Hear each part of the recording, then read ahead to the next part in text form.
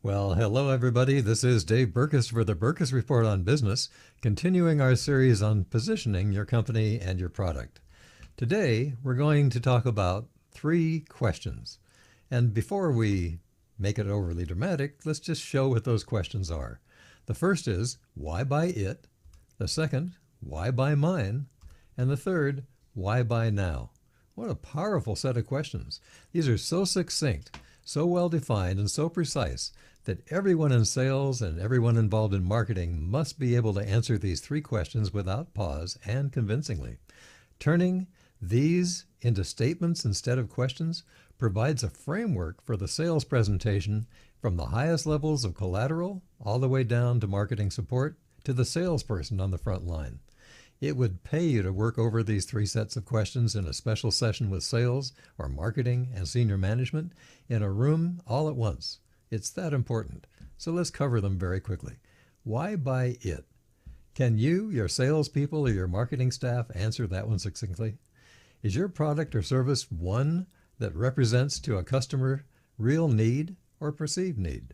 The question deals with the offering in general, not yet in your vision of the product. In general, there are 3 types of products or services. There are those a customer needs, those a customer wants, and those a customer believes he does not want or doesn't need. And your marketing or sales effort has to be focused entirely on need. Sometimes companies do this by creating demand where none exists before, such as for Listerine in the early days of the campaign to eliminate halitosis. That was the dreaded breath that consumers had no name for and didn't even think they needed before the most successful advertising campaign in years.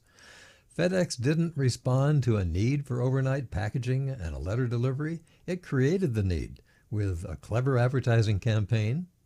And car manufacturers used to make expensive annual model changes just to create a need in the minds of consumers who then viewed the product as better than the one they had before, which was suddenly obsolete. Why buy it? Number 2, why buy mine? Product differentiation is absolutely necessary to make a sale when there is visible competition, as there usually is in almost any sale. Your marketing and salespeople must know how to state clearly, with as few words as possible, the reasons why your product best represents the customer's needs. There is quite a difference between describing features, as many untrained salespeople do, and most engineering types almost always do, and describing benefits, as a good salesperson does. What a product does is less important than why the product solves the customer's problem, and how the product does so in ways obviously better than the competition's product.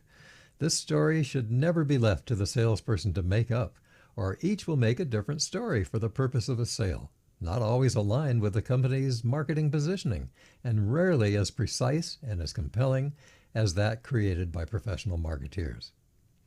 Well, now we come to number 3, why buy now?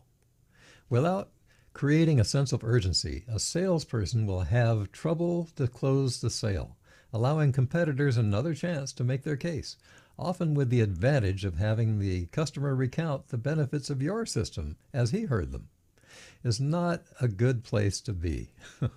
And it's one where the odds of finally closing the sales drop considerably. Providing incentive for the salesperson to use as needed to create the sense of urgency is important for moving that customer over the line to commit now. Giving that customer latitude for a discount, for instance, up to a maximum percentage. Giving the salesperson commissions that might vary based upon the discounts that are being offered. There are many ways of making it happen where the salesperson's wants and needs align with the company's wants and needs. Provide a deadline after which the price will increase, the sale will end, the product will be reallocated to another customer, or a tax credit will expire.